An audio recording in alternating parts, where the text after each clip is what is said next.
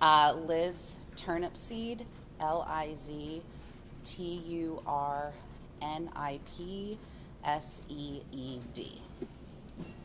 Tell us about your thoughts on the sentencing today. So today was the culmination of such a long journey that started on July 4th, 2022, when I was shot in the pelvis with my husband and my daughter at the parade. Today, I was able to hear Judge Rossetti sentence him, I'm not going to use his name, to 50 years for my attempted murder. And while I don't have closure, it's closing a chapter on this part of our lives. And I don't have to think about him anymore. I don't have to worry about him anymore.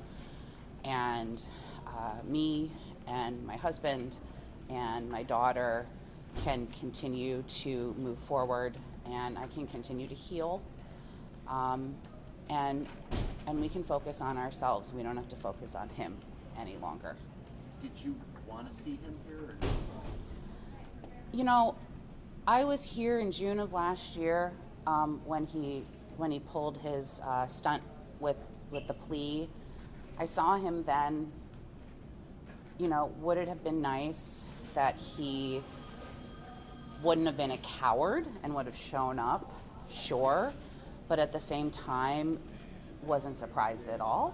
And regardless of whether he was there or not, this was going to happen.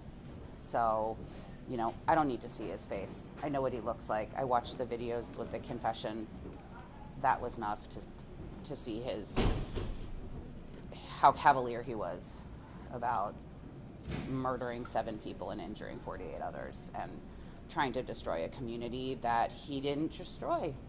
Highland Park is resilient, and he didn't get what he wanted at the end of the day. He hurt a lot of people, but we're all here, and we're going to mourn those that we lost, and they're always going to be in our hearts and our minds. But at the end of the day, he's the loser. He's going to prison for the rest of his life, and we're never going to have to see him again. How comforting was it to see the judge give all the max sentences and really make a statement in all of her comments throughout this? It was really comforting to see how how well the state's attorney's office really laid out what he did and why he deserved those maximum sentences. And it was vindicating hearing that 50 years and hearing those life sentences, even though the life sentences at least were going to be mandatory, given what happened. Liz, did it cause you distress and some of the other families and people distress? This whole thing about, he's coming to the courthouse, he may or may not say something. I mean, was that hard for you? Yeah, I mean, it was stressful. Anytime you get a wrench thrown into your plans, it's going to be stressful. But, again, at the same time, the way that he's tried to exert control throughout this entire process has been to try to throw these wrenches in the works, whether it's representing himself and going back to his lawyers, or saying he's going to plea and not going to plea, or not showing up to court. The Judge Rossetti made it very clear to him that this was going forward with or without him. When that happened today, did it give me a little bit of anxiety? Absolutely. But the nice thing was that we were there together as a group, and we were there to support each other and move through it, because we knew, regardless of whatever antics he was trying to pull, that this was going to go forward and he was going to get this sentencing regardless. I know there was some discussion among some of the folks up in the courtroom about if he did appear, turning their back, not wanting to look at him. Did you hear that? No, I'm not sure that I heard that or not. Yeah, I didn't hear that specifically. People are angry and frustrated, and I think that everyone's going to have a little bit of a different response. Liz, can you just speak to what it was like being in a room full of neighbors and how you were able to comfort each other through the last 2 days? That was just a really big part of how we're able to get through this. You know, immediately after the shooting, the support of our community, the support of people that, you know, we didn't even know was so important. We joked that, you know, my daughter was 3 at the time, and just the number of just stuffed animals and toys sent to the house for her. We had to ration so she wouldn't think that there was, you know, a Christmas in July. And it's amazing how, you know, you go through something traumatic like this and how it builds these relationships and these friendships with people who you might not otherwise ever get to know or ever cross paths with. And while it's traumatic and while we're all in a club that none of us ever wanted to be in, you do get that comfort, because while it feels like there's a mass shooting every day in this country, you know, it's still a small group of us that have each other to lean on. And it makes all the difference in the world for something like this. Do you see, you know, you mentioned this is the end of this part of the journey. Does the next journey include keeping in touch with any of those people? Yeah, probably. I mean, I've developed relationships with a few of the other victims and survivors that are, you know, really lovely, wonderful people, and we all, for the most part, still live in the community. So it's not just getting together; it's running into each other at the grocery store, or you know, or grabbing coffee and doing those things, or even being for each other, you know, as we continue down our paths of healing as well, because it doesn't stop today. You know, I have this today because just having more pain the past few days. This courthouse is huge, doing a lot of walking, and so I needed my cane more, and that's going to continue to happen. And it's nice to have folks who you can text or you can call and just be like, yeah, God, this was crappy, and they get it. And how has your recovery been? I mean, how has it changed your life in the day-to-day work, anything like that? You know, I was shot in the pelvis and had significant tissue and nerve damage as a result. And it's given me really chronic pain. And the tissue damage, you know, has impacted really just the way that my left leg is able to move. So I deal with pain every day. The intensity of it changes. I'd say one of the big pieces for me is I had surgery in November of 23 where I had a dorsal root ganglion stimulator placed on my spine, which does neuromodulation to try and help with the pain, and that helped immensely. I'm able to bounce back more quickly than I used to, which has been great. But at the same time, I have a now 6-year-old, and I can't run. I can't, you know, if I'm in a lot of pain, I can't get down on the ground and play dolls with her. You know, it means that my husband has to take on other responsibilities just because I'm physically unable to do it. I told the story that, you know, for a long time I had to have an exercise step next to my bed to be able to get in and out because it was too high and my body wasn't able to do that. And finally, a few months ago, I just said, you know, I'm sick of this. Let's go out and get some new furniture. And now I have a lower bed, and it's great, and it helps, and I can get in and out, and it's just weird things like that that you wouldn't think could make such a difference that do. People have talked a lot about sort of moving forward from today after this trial is over. I guess for you tonight, what do you do after a trial like this, and then July 4th? Geez, I mean, tonight, honestly, we're probably just gonna sit on the couch and watch TV. I don't know. I can't imagine there being a whole lot. But our daughter's gonna come home from school and she might want to color or hang out or, go and ride her bike outside, and, that's probably gonna be the extent of it.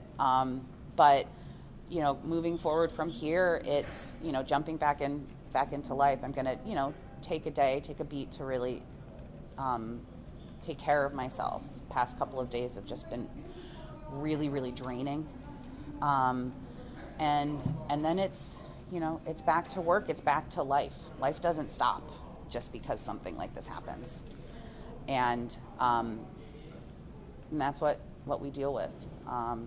You know, we haven't really decided exactly what we're going to do for the third 3-year mark, of the shooting. The past couple of years, we've gone up to Wisconsin and have been in the middle of the North Woods, away from everyone. So we'll see what we're up to, what we're up for now, and go from there. Are you going to tell your daughter what happened here today? Yeah, we've been talking with her about it. You know, it was nice because, you know, with school and getting to the courthouse early enough, we had to do some logistics changes and drop her off at her best friend's house. And she was more excited about getting to have breakfast with her best friend than anything else over the past couple of days. But she knows about it. She knows that there's the bad man that hurt mommy. And she knows that he was going to go to jail for the rest of his life and he wasn't going to hurt anybody else anymore. But, you know, she's just so empathetic. You know, I talked to her about that, and her concern was, you know, whether or not he'd still get to have birthday parties in prison, because she's a kid, and, you know, those are the things that are important, and just the level of empathy for someone who she knows. We call him the bad man. It's just, she amazes me every single day. With everything that she's been through. Thank you all. Thank you. Just to understand that she wants him to be able to have birthday parties? Yeah, I mean, not that she wants him, but she, you know, she doesn't understand the concept of prison and the idea that you just have everything taken away from you like that. It just, to a certain extent, I think feels cool to her, you know? And yeah, I mean, birthday parties are important. Birthday parties are fun. For her, that means, oh my goodness, he's having all the fun taken away? I said, yeah, he's having all the fun taken away. She goes, okay. But no, she knew we were coming here yesterday and today. We talked with her about it. But it's safety. So, all right. Thank you, ladies. Difficult chapter, and hopefully, I just hope that everyone who has been affected by this is going to begin that road to healing, like real closure, because he is not ever going to walk free again. And what has this been like with your neighbors? What does that healing look like going forward from now? What does it look like the past 2 years getting this? I think we've just all held our breath just to make sure that he would never ever be free again. And now that that's happened, it's like we can exhale, and knowing that he will not be free. Talk a little bit about the gun reform measures that you've been pushing for and traveling and speaking about, and kind of what's next. Yeah, I definitely know deep down that the only way to prevent future mass shootings, the only way to prevent any of these tragedies is through passing gun safety legislation. But we also have to change the way that we talk about mass shootings. We currently have all mass shootings under one umbrella, and not all mass shootings are the same. So I've been working with Representative Seth Moulton from Boston on a bill that would change the way we talk about mass shootings and charge mass shooters, some of them differently, depending on the caliber of or the type of weapon and the location where the mass shooting happened. We are looking at creating a bill or a law that would make these automatic terrorism charges. This is domestic terrorism. When someone walks into a school with an AR-15 and murders children and intends to murder as many as they can, or they open fire in a movie theater or a grocery store, they are committing domestic terrorism. They are overwhelming our first responder systems. They are disrupting our economy. They are putting an extraordinary financial impact on everybody, between people who have lost their lives, their families, people who are injured, and even people who just witness these incidences. They are carrying a horrible financial impact, and it's time for us to call this what it is. These kinds of mass shootings are domestic terrorism. What do you hope to accomplish with that? I mean, he was sentenced to 7 life sentences today. What would you hope that domestic terrorism charge would do? Well, there's a couple things. First, with all mass shootings being under one umbrella, this would make a distinction so that in marginalized communities where they have mass shootings much more frequently, because they're distinct, they're differentiated between a mass shooting like ours, they would get more focused data, more focused solutions for those communities instead of this being one big umbrella. Also, I spoke with somebody from the Parkland shooting, and their shooter is in jail reading fan letters, eating good food. Somebody who has a federal domestic terrorism charge would go to a supermax prison where they would spend most of their time in solitary confinement. They would be eligible for the death penalty. And it's time for us to hold these shooters accountable as with the fullest extent of the law that we can. When you talk about the death penalty there, was there any, interest or push from yourself or other people to try and get something like that for No, not that I'm aware of. Did you never imagine being in this role, being so vocal about certain legislation? Why did you want to do that, and how was that?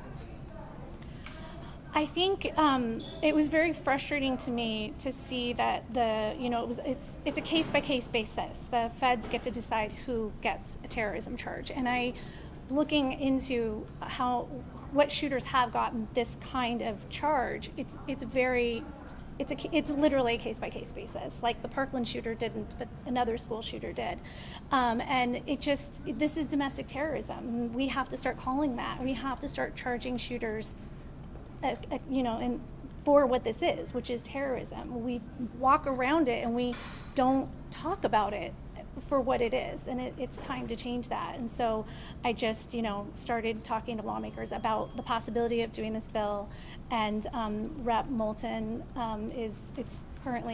he's going to introduce it soon.